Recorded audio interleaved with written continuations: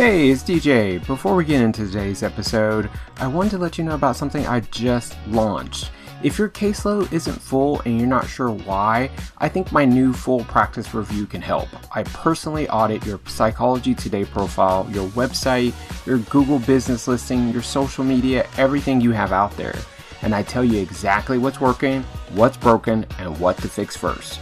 You get a scored report, a custom niche statement written for you, and a strategy call where we walk through everything together. No guessing, no templates, just me looking at your stuff and giving it to you straight. 2 options starting at $4.97. Check it out at privatepaypractitioners.com/services. All right, let's get into it. Good afternoon or good evening, wherever you're from. This is DJ, and I am back with the Private Pay Practitioners Premium podcast. And I'm so excited, as usual, because I have a new guest. Tonight, I have Dr. Darius Fathi here. He is a licensed clinical and sports psychologist in Florida, but also you have location in Connecticut. Is that correct? Yeah. I moved to Florida, still have the office there, so, wasn't fully sure if I'd be popping back, but things have been so good here, I haven't been back much. Okay. But I imagine, with being virtual, like we can see people wherever we're licensed, which is really nice. Absolutely. So Dr. Darius is here to talk to us about his practice. He has a concierge style practice, which many of us are really curious about. So we would love to learn more. You primarily work with teens, athletes, professionals, executives, and also do some couples work. Is that correct? That's right. Yep. Excellent. Well, welcome to the show. We're super excited to have you here. Please tell us a little bit about yourself and your practice, and we'll go from there. Yeah, absolutely. Well, maybe I'll start a little bit with my journey to help really explain how I got to where I was. So I moved, went to grad school at Nova Southeastern in Fort Lauderdale and moved to Connecticut for a residency program there in integrated primary care. And Okay. just a bit about me, I've always been like a high achiever. I've always wanted to strive to be at the top of the class. Even if I didn't always land at the top of the class, I tried to, always like self-improvement and growth and trying to be the best at what I do has always been kind of woven into me from, late teens, early 20s. And, when I went to my residency program, my goal was to be an asset as much as possible. And part of that was because I needed a work visa. I was Canadian, recently Okay. became an American citizen. And so I had that immigrant hustle work ethic where I need them to want me in order for me Mm, to be offered, a visa, right? Like someone has to pay yeah. thousands of dollars to, pay for visa stuff for me to be able to work and stay and wanted to stay in the States. So that was part of it. And so it's, had a great year there. And as soon as I got licensed, I decided to do a couple things. One was work in a private practice part-time because I wanted to grow that skill set. So I had to get another visa for that. And then two, within like 4 or 5 months of becoming licensed, I was fortunate to get an opportunity at the practice where I work to be the behavioral health director. So I jumped into this huge leadership role where I was managing a team of 10 therapists and psychiatrists and, a Wow. huge organization that has 1,000 people. So that was a yeah, huge leap from, just being Ooh. licensed within 6 months to that. I think I got licensed in November and that happened in February. So not even 6 months. Wow, that's incredible. Was Yeah. that like a goal? Like you were going to manage, that many people? Like you thought, hey, that's something I want to check off off the list? It wasn't necessarily something I thought about wanting, but it was like the opportunity came to me in a way. I guess I had just this like driven work ethic, and I don't know, people had sort of come to me being like, hey, we know you're new here, we know you're young, but we think you'd make a good leader. So we think you should apply for Okay. the role. That was colleagues and like upper leadership there. And I said, you know what? I guess let's try. Let's try it out and see what happens. Oh, Yeah, cool. exactly. Exactly. So, in becoming a leader, I knew nothing about managing a team or leadership. And so naturally on my 45-minute commute to work, I was listening to audiobooks and mainly audiobooks on, from Brene Brown, Dare to Lead, and all kinds of other leadership related books to self-teach. And I started Yeah. to learn the good and bad of leadership positions and the politics and the how to manage people and their bullshit, as someone framed it. And They have it's it.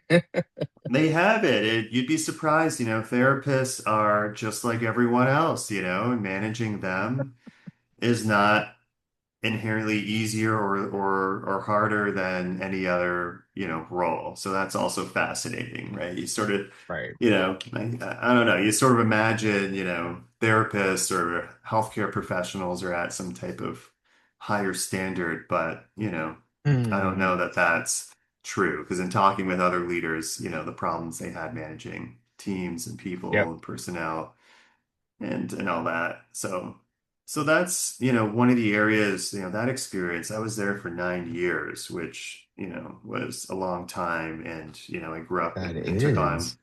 took on other leadership positions there and supervision. We had a postdoc program.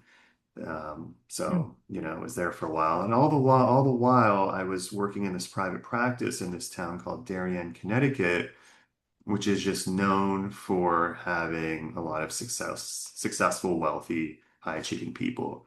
So it's a very affluent town. Interesting.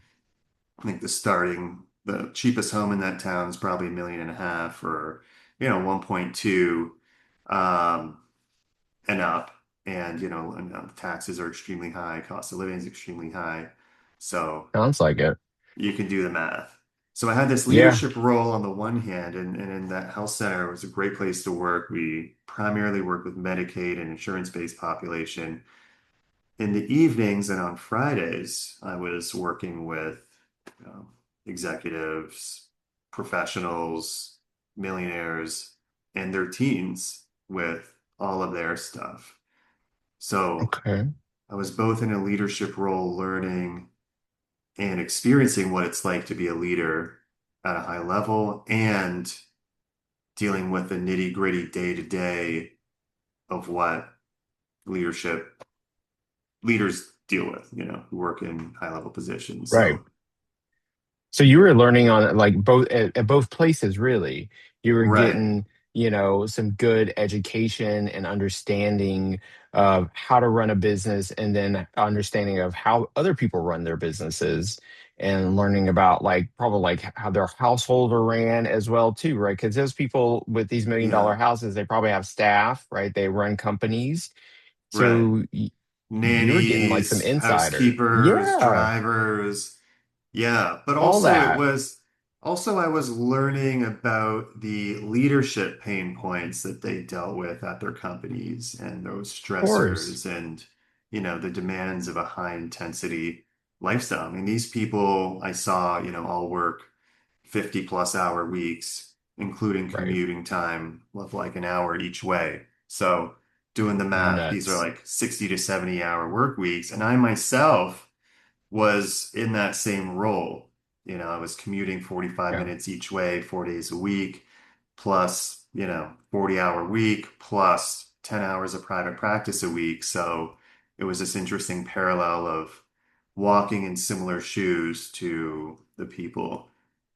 And I went Yeah. when I and when I look back, it was my own motivation was driven by, this immigrant work ethic that like I need to be successful to thrive, to survive.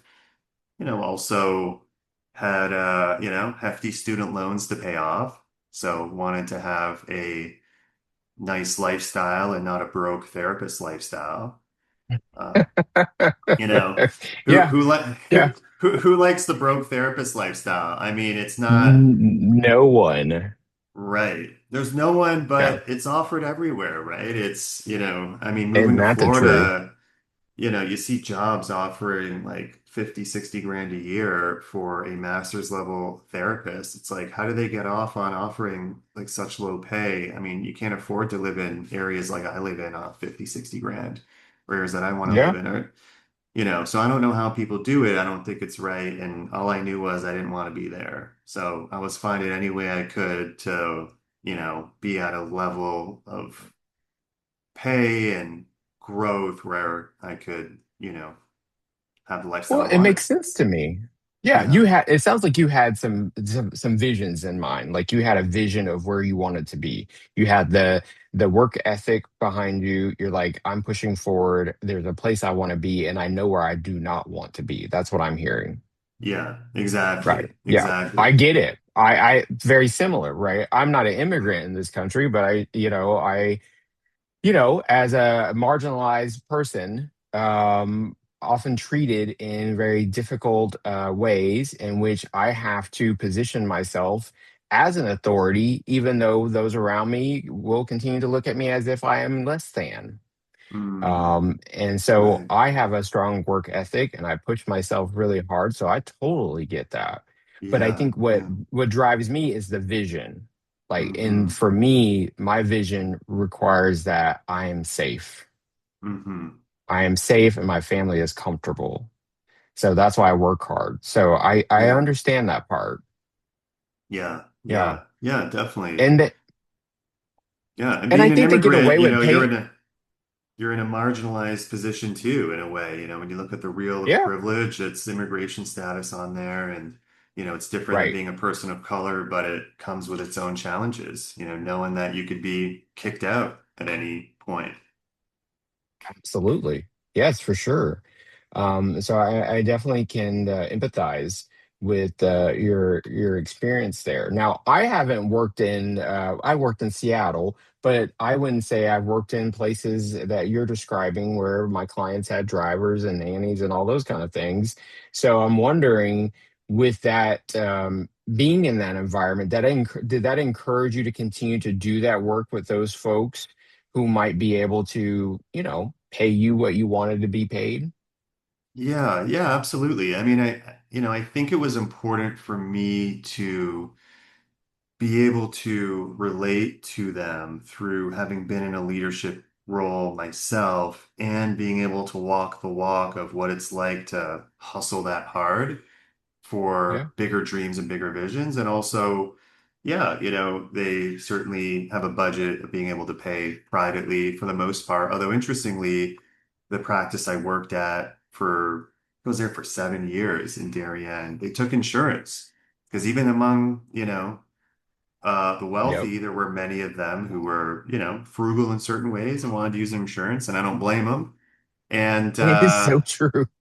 yeah, and so my goal there was just to like provide this awesome experience. And so fast forward several more years of doing that, I got married, got permanent residency, and I was like, what the next step is, I gotta follow the American dream, open my own business and open my own Mm, practice. And, decided to take that leap while also working still at the health center 35, 40 hours a week and taking on different roles there. And so I opened my practice in 2022, May 2022, and it slowly kind of grew. And I said, I'm just going to cater to high achievers and executives and professionals who, want someone who gets it, who's walked the walk, mhm.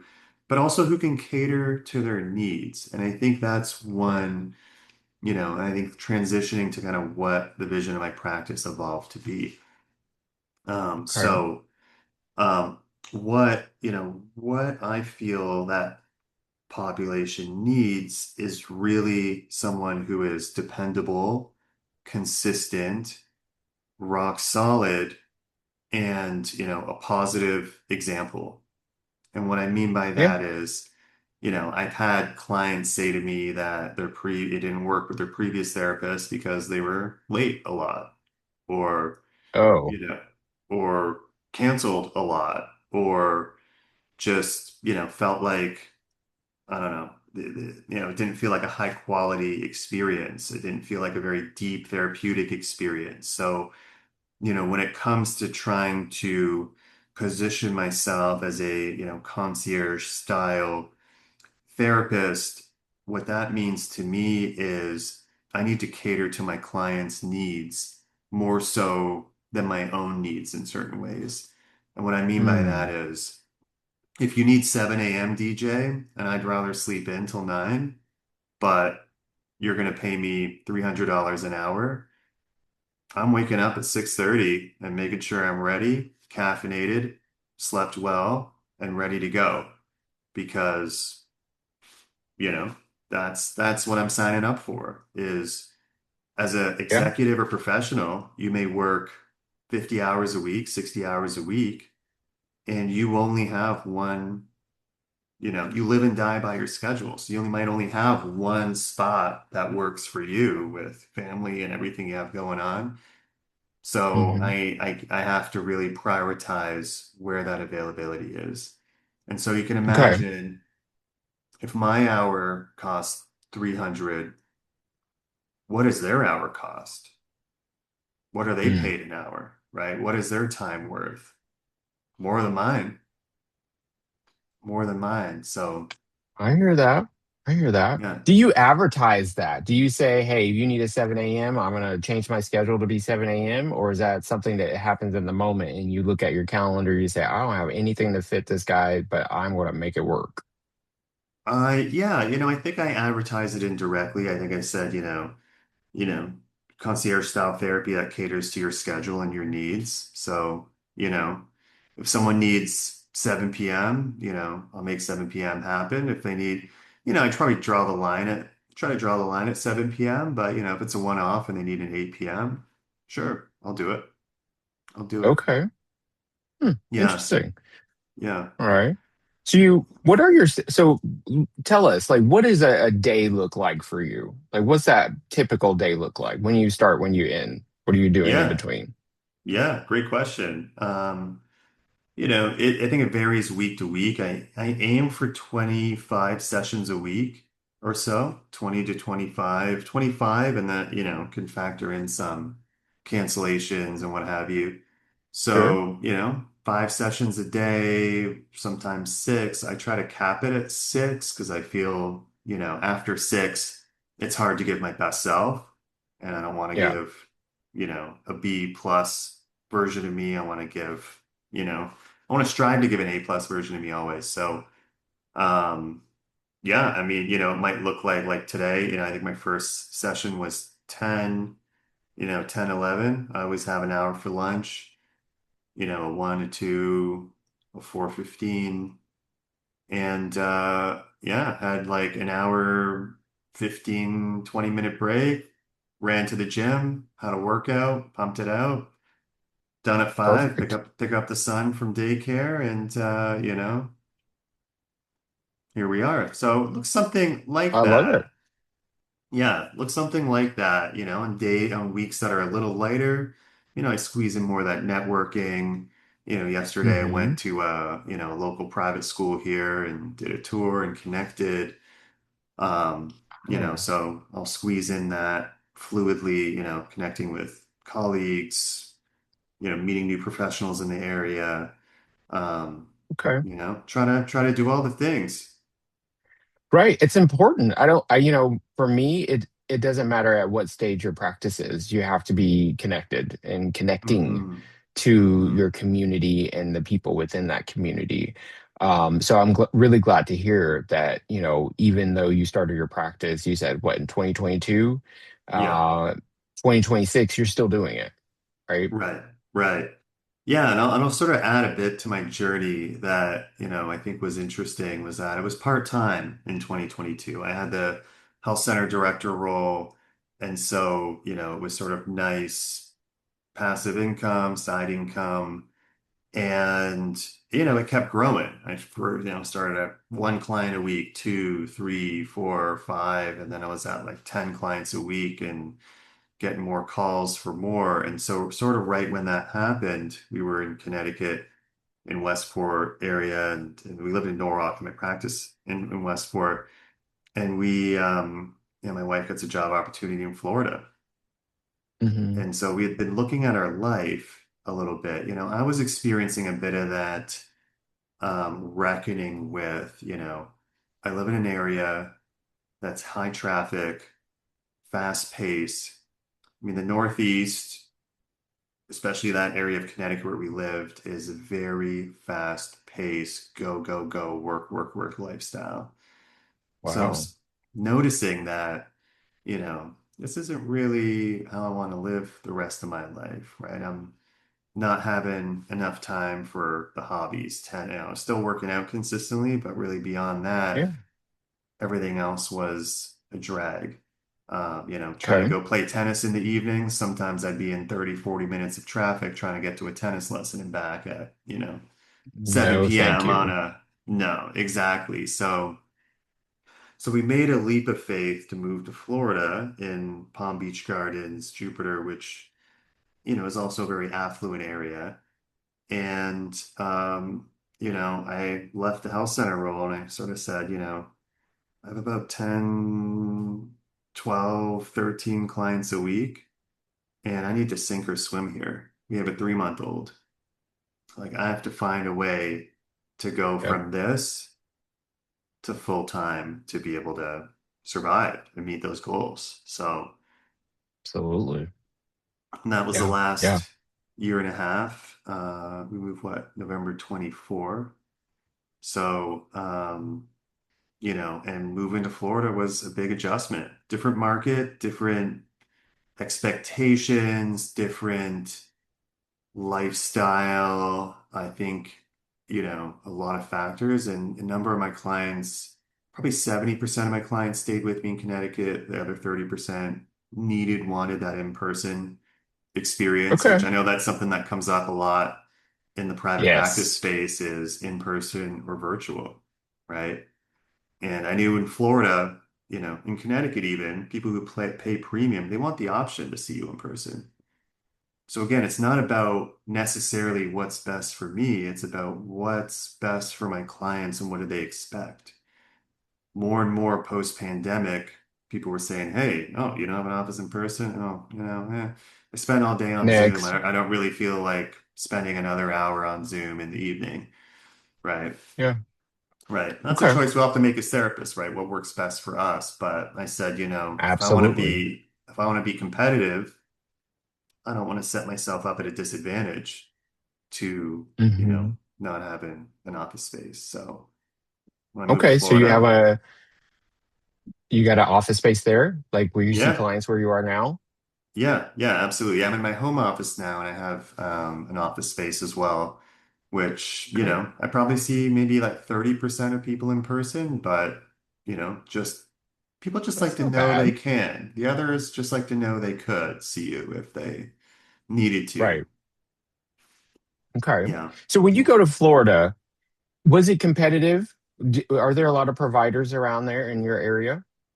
Florida's probably one of those saturated states for therapists, if not the most. I'm not sure what the numbers are, but so that was tricky. That was tricky. Yeah. Moving from in Connecticut, I was a big fish in a small pond. Moving to Florida, I was like a big fish in the ocean, with, Yeah. Right.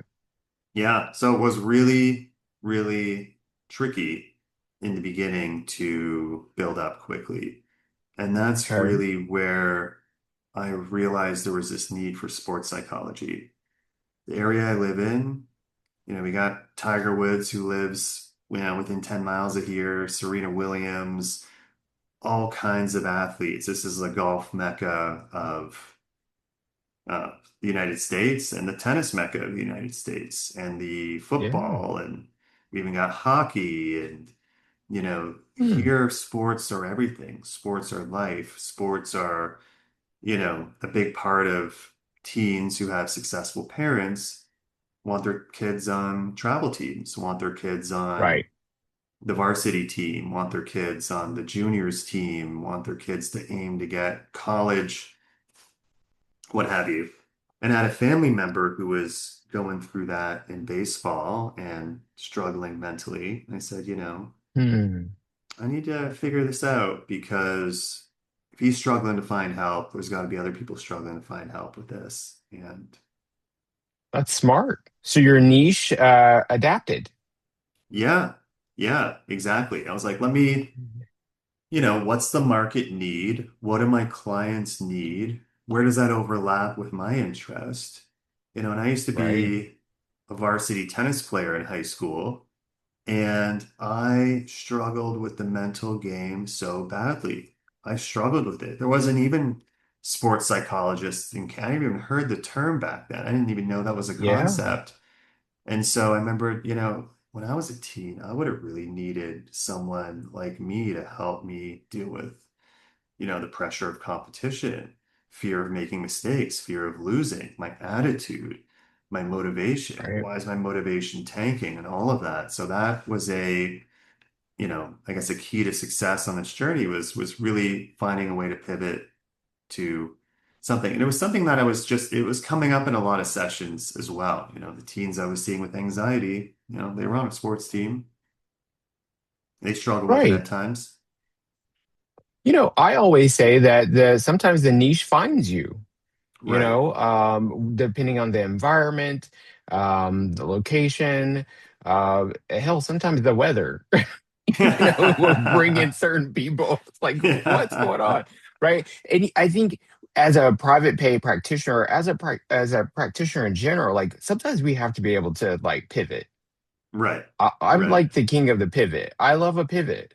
And so like being able to adapt to your surroundings makes perfect sense to me, right? But you didn't like give up, let's say, working with your executives and such, right? Right. You Right. added on and you already had the skill set and the knowledge because you had lived experience. I Right. often also talk about like bringing in lived experience and how that Right. might influence the niche. So I love how it's all like coming together. But I'm curious to know, as someone who has a concierge style practice, who works with like, it sounds like with people with like a lot of intense things happening, right? Right. And Right. you are making yourself available maybe when they need you, not necessarily when you are available, but you adapt. How do you do all of that without burning out? Like Hmm. what could you tell our audience about like how to protect your mental space, your physical Right. space, and all of that good stuff while being a concierge style therapist? Right. Right. Yeah. I think it takes intentionality and discipline. It's it's being a business owner is in a lot of ways, has its pros and cons, right? It's sometimes after hours kind of job. I see it that way anyway. I know Mhm. therapists who have, voicemail and text message boundaries where, if a client calls after 5 p.m., they get a response back and, oh, we're not available, we're closed. But, that's not what I offer. I think that's what sets me apart. If you text me about a scheduling issue at 8 p.m. on a Tuesday, I mean, I'm getting back to you so we can make that session happen in your very limited, very busy, very chaotic schedule, right? Okay. So I think you know, it's finding what works for you, but also building in that self-care and those hobbies and the intentional downtime. So, Right. I really take it seriously and strive to be a therapist who walks the walk. I don't want to be a burnt out therapist or a therapist that tells their clients, hey, if you want to be a high performer, like you need an exercise regimen so that your brain is firing on all cylinders and you're decreasing your cortisol, boosting your endorphins, it's going to improve your concentration, etc. I can't be saying that and not going to the gym 5 days a week myself, right? I can't be, Yeah, I hear you that. know, I can't. So I'm really disciplined about it, you know. Wednesdays, every Mm. Wednesday I got my tennis lesson. I canceled it just this time for us, DJ, but you Oh, know, well, thank you. yeah, but if you look, well, no, this was important. But like if you look back at like the last 12 weeks, I've been 11 times, except when there was like a weather cancellation.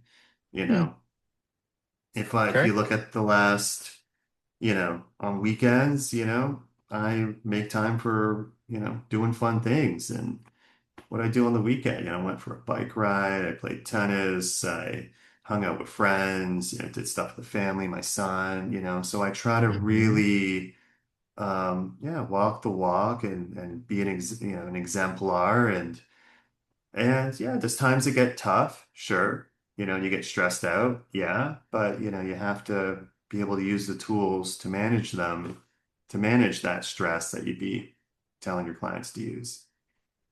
Absolutely. Yeah, I Yeah. always tell my clients, listen, I'm not recommending anything I haven't tried, Right.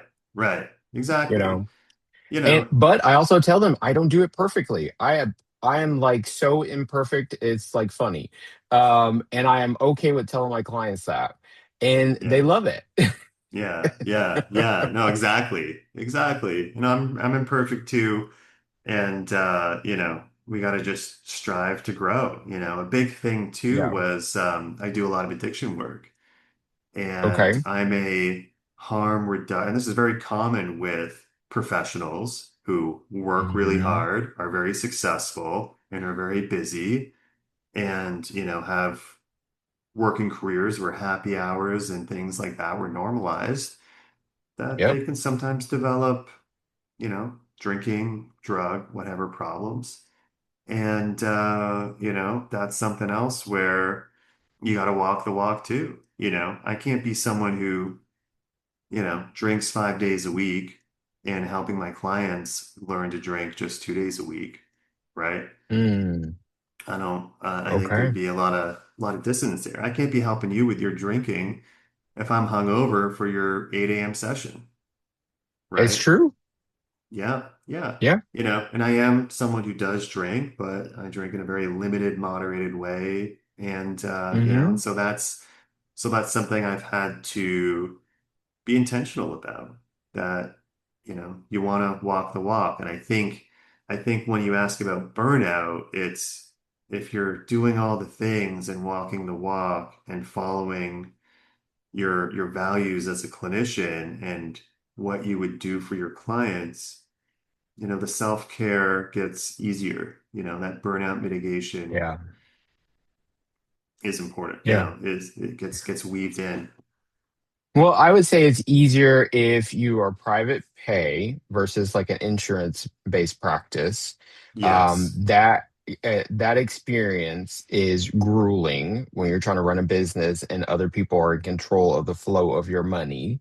Yes, um, and that definitely. can cause a lot of stress. But also being a private pay practitioner, right? A lot of things that are happening right now is like people are freaking out about like the VC companies. The markets are saturated with therapists, right? Hmm. New graduates are coming out charging more than I charge. Hmm. And Hmm. listen, I don't fault them for asking for what they need, right? But are they ready to do that kind of level work? Maybe, maybe not. And then Right, right, sometimes I get the client who saw that person, and they're like, "Hey, dude, that was not a good fit for me." right. Because the new graduates are coming out more confident, but not Yeah. necessarily ready. Right. I love a Yeah. good confident therapist, but not maybe not so much as ready to show up and be that kind of consistent therapist that the clients where you were talking about earlier are wanting. We Right. all probably have these stories where we hear from a client, hey, that last therapist fell asleep on me or showed up drunk. I mean, I've heard all of it, right? So there's like so many different stories about how providers may or may not be ready to serve the client that's sitting in front of them. And so that's why they need the folks who can take care of themselves, right? Walk the Hmm. walk, be Hmm. consistent, be dedicated to their craft, who are continuing to grow in their education. Um, and I'm just glad that we're here to do that, right? That we can show up and be that example. Like Right, we need people that can show up and be the example. right, right, And right. so that's one of the reasons why I push so hard to sit with my consultees and see about what's happening for them in their practices and helping them adjust Hmm. accordingly to their own value system. Yeah.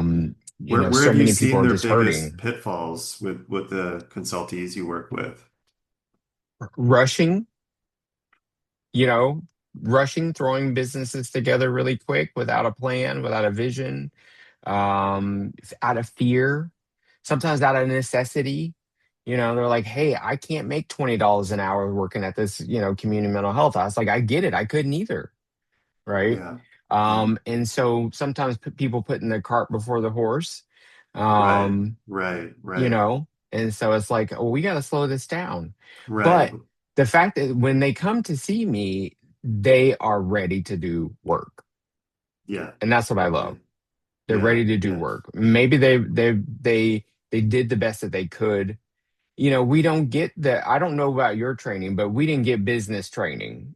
We didn't Right. get, No. here's how to open a practice training. And I'll tell you this, as someone who wrote a book on how to do this private pay thing, I reached out to hundreds of programs. Crickets. They did not want to hear from me. They didn't want to hear a free talk from me to help educate the students on how to Mm. do a private practice thing. Hmm. I'm not surprised by it, right? Because even when I was in school, it was all about go serve the community, Right. Right. go make I $20 can't, an hour and be happy about it. right. Right. I can't believe the number of professors, at least, five, who told all of us in graduate school, you can't make money in private practice. Right. And of The course, it's bullshit those who can't lie. do teach, right? They're speaking from their own experiences. Right. And I think to your point, a lot of people do make the mistake of jumping into it without the experience, right? I mean, imagine, I kind of that's why I thought it was important to walk through my journey and how I got there. I mean, Yeah. I worked for a group practice for 7 years. And I don't think everyone needs to work at a group practice for 7 years. But when I was there, you can bet I was taking notes on how he handled cancellations, what was his mindset around new appointments. Right. The practice owner there was brilliant. He was a very smart business person. And, I was learning and mirroring and copying and, taking notes on all of that. And, Yes. yeah, It's important. Take notes, yeah, people. You know, yeah, yeah. I learn mean, from the people who come before you. yeah, yeah. I think the biggest sticking point for a lot of people too is when they open their practice and hang the shingle and pay for the EHR, they expect clients to walk in the door. And that doesn't happen at all.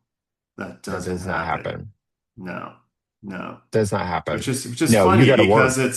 yeah, I mean, you sort of have this fan. It's like you want it to happen. You're like, I did all the things. I got a storefront. I got a little nice therapy sign. I got the couch and the tissue boxes. But where do the clients come from? Where do they come from? Right? Yeah, You gotta be out there in the community, like you're describing, like yeah, you went on this yeah, tour and everything. You got to be yeah, out there. yeah. No, I'll I tell am you, out there. my first year in Florida, and I still do it. I shook so many hands and kissed so many babies. And, I hear it in the network, in the Facebook group where, people are like, oh, I'm not getting referrals. And I have to talk to 10 psychiatrists to get one client referral from one psychiatrist, at Right. least. So Yes. sometimes I would talk to 10 psychiatrists. And again, you go in with intentionality and connection building and all of that. And, I remember one of them I talked to over a year ago, never really heard from, sent an email once in a while, kind of in touch. Got my first client from them a few months ago. I was like, oh, damn. Right. Oh, okay. Appreciate it, and Yeah. Cool. Thanks. yeah, yeah, Yeah. yeah. And even with that, it's, with that concierge model approach, it's really having close relationships with the psychiatrists of your clients, be on a texting basis with them, being able to call them on the regular, Mm. having the time to do that, putting in the time to do that. I like that. Yeah, Yes, I can see how that could fit into this model that you're describing, like right. that little extra. And do you charge for the extra? Are you charging your clients to be in contact with their psychiatrist? I do not. No, I have that Okay, built in as a customer service orientation for them right. that's included. You pay premium fees, you get a premium experience. I'm not going to nickel and dime you. I'll talk to your Good. couples therapist. I'll give them all the inside scoop. I want to make your couples therapy sessions better, even though I don't get paid for Mm, that, but I want to help them help you better. And, they'll say, oh, yeah, my couples therapy session is good. I say, hey, your next couples therapy session, I think you need to go in with these things that we're talking about in here that your spouse may yeah. not or partner may not know about.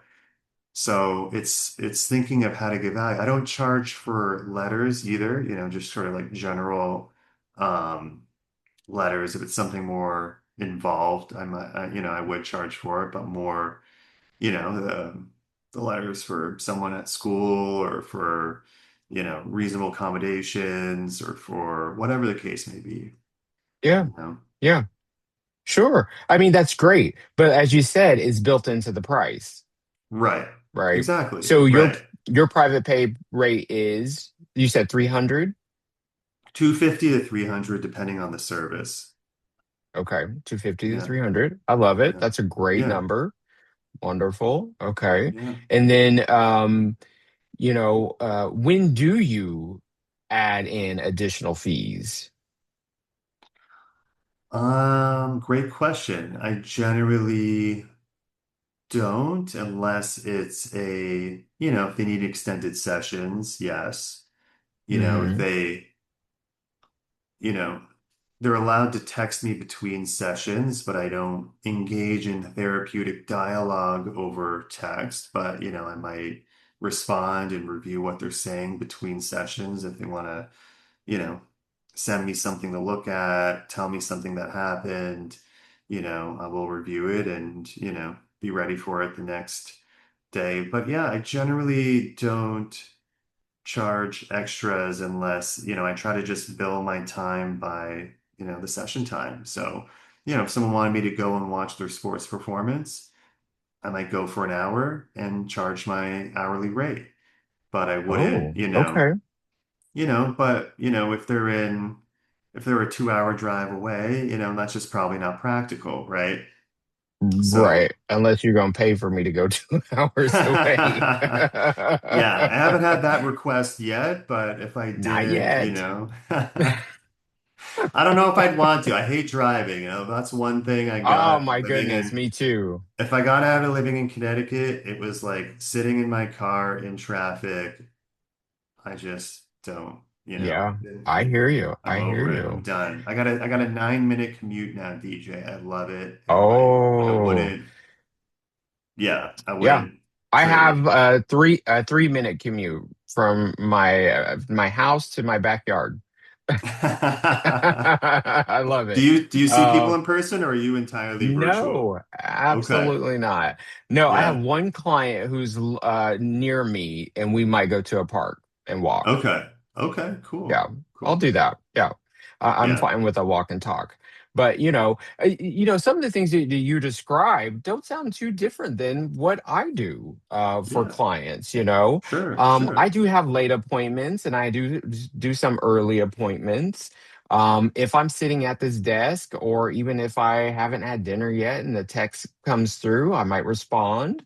I think we all get to define what our practice looks like. I like the idea Mhm. and the sound of concierge therapy. Right. Right. And I think that's probably what's really intriguing for folks, the sound of Yeah. it. Yeah. But you Yeah. get to And I frame it think however you want. exactly. And I think some people, there is the concierge model that's more in the medical model of, you pay 10 grand a year to be the Right. patient for the practice. And, I think with therapy, there are ethical challenges to doing that. Yeah. People should have the right to terminate treatment when they feel they Right. need to, when it's clinically appropriate, when they've met their treatment goals. And then it's like, what would you do about that $10,000 that they gave you? You know, Yeah. right? That gets muddy. That gets odd. Primary care, I think, works better for that. And where we live, there's actually a lot of concierge style, or sorry, there's a lot of concierge medical practices that are exactly that model. Because the same Yep. things, physicians who are tired of taking insurance and having to see 30 patients a day and overbook Yep. patients to deal with no-shows, it just, I get it. And I Mm. think, and I think using the language concierge style too tends to help attract the kind of clients you want to see and also, weed out the ones that aren't a good fit, right? And I think Yep. that's something that every private pay practitioner needs to think about is who is my target audience? What can they afford? What Yep. rates can they afford? What does my geography look like and my demographic and where I live? And, a lot of times we have to admit that not everyone can afford private pay, right? It may only be the top 5% of people or the It's top, true. you know, It's true. so I think that one of the things that I have experienced with folks is like they have difficulty accepting that that is true, that not everyone can afford to see them. And right. I don't think that's a bad thing.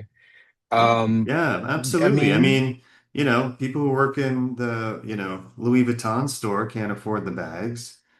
I can't right. afford, 300 an hour myself, and I'm okay with that, That's I, I mean, I I mean, hear I that. could, I could, but Sure, you can make it again, work. right, right, exactly. And so Yeah. it's thinking through, who do I want to serve? Who do I align with? What, who's my niche and why? And what can they afford? I mean, I think Yeah. I've done insurance in the past when I was at that group practice for a number of years. I've done it at the health center. And, Hmm. I don't want to see 35 people a week.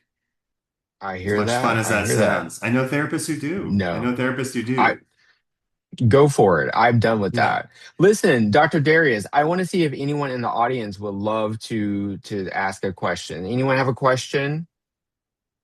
I do. Yeah, it was really good. Hi. Hi. Hi, I'm Kazrin. Nice Hi, to meet Kazrin. you.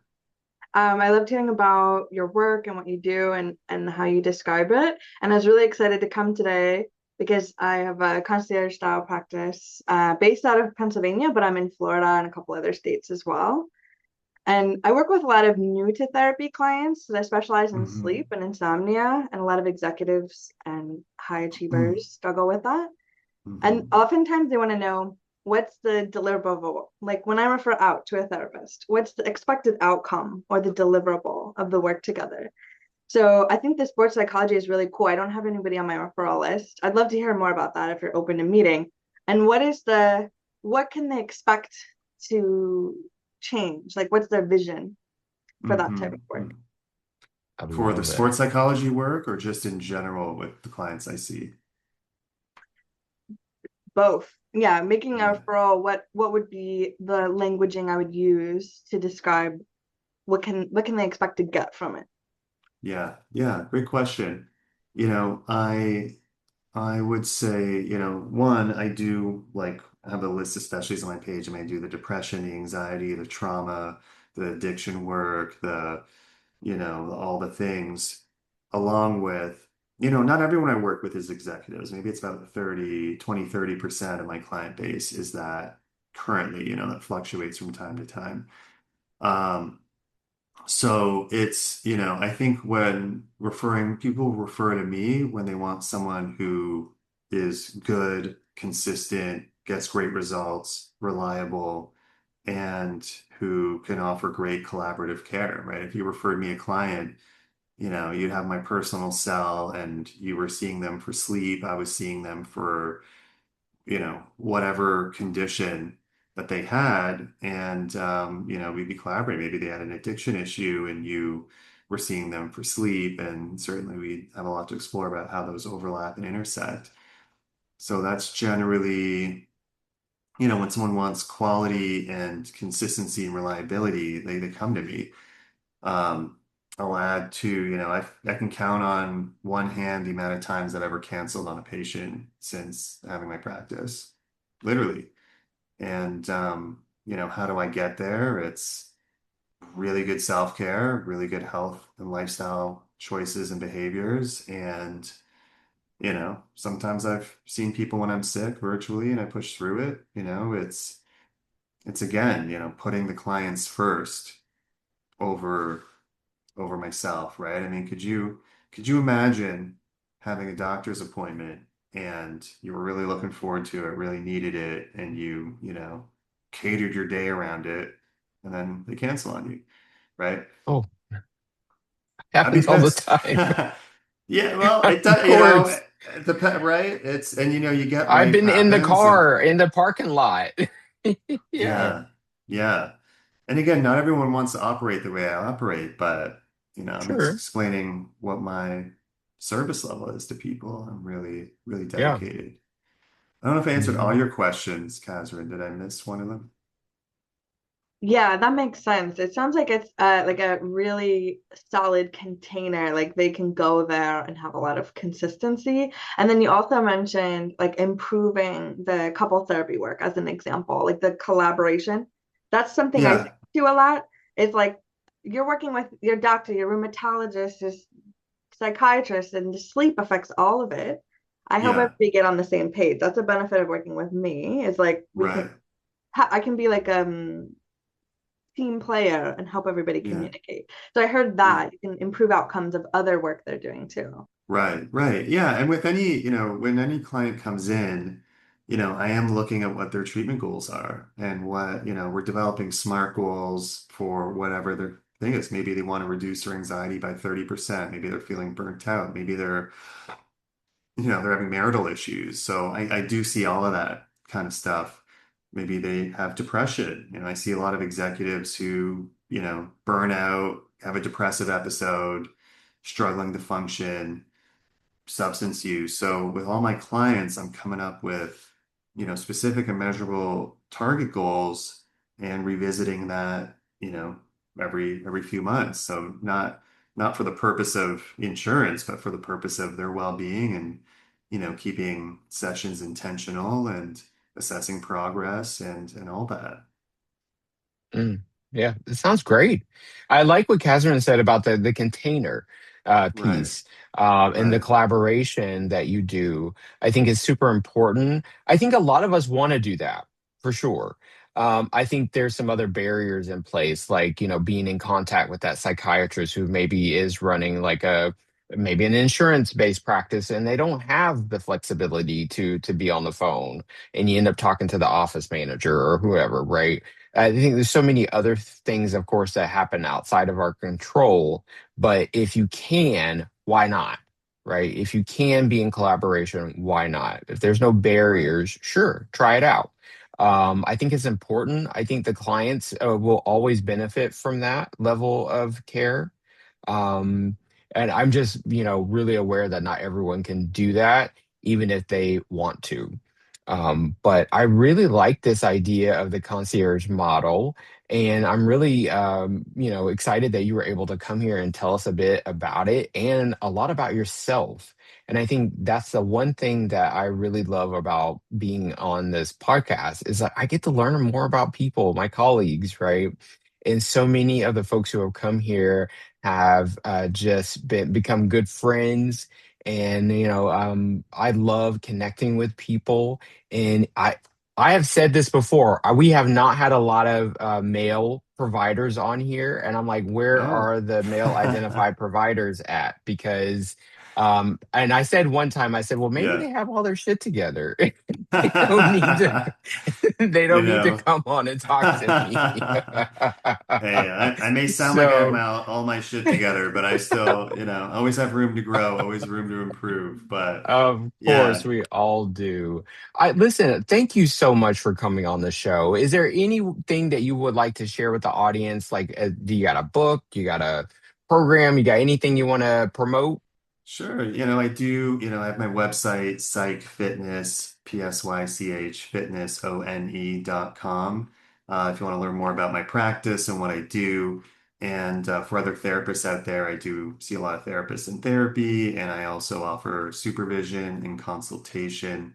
So my consultation work could, be with high performers or just help with complex, challenging cases, boundaries, etc.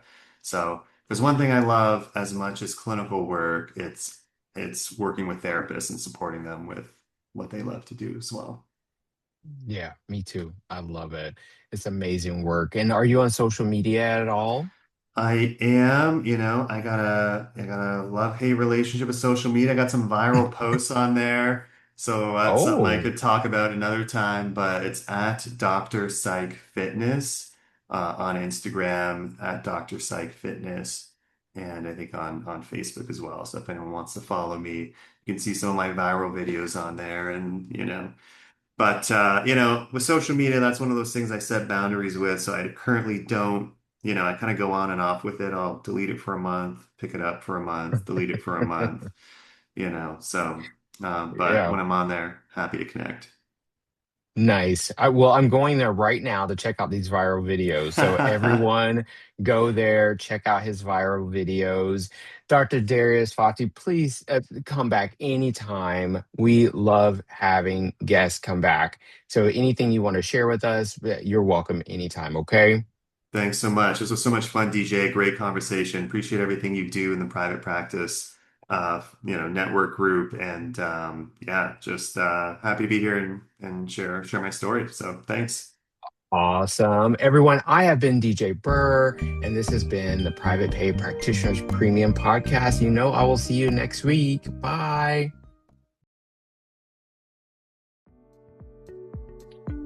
All right, folks, that's all for this week's episode of the Private Pay Practitioners Premium Podcast.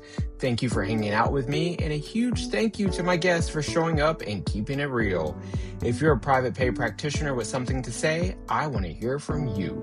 Go to privatepaypractitioners.com/podcast guest and fill out the application. Whether you're just starting out or you've been building for years, if you're doing the work, there's a seat at this table for you. And if you're not yet a Patreon member, let me tell you what you're missing. Early access to every episode, monthly resource drops, tools, templates, and content you can actually use in your practice today. Vault drops, community support, and direct access to everything I'm building for private pay practitioners. It's all at patreon.com/privatepay. Tiers start at $10 a month. Come join us. For everything else, courses, consulting, the playbook, the workbook, and more, go to privatepaypractitioners.com. Everything is there waiting for you. Till next time, I'm DJ Burr, and I will see you next week.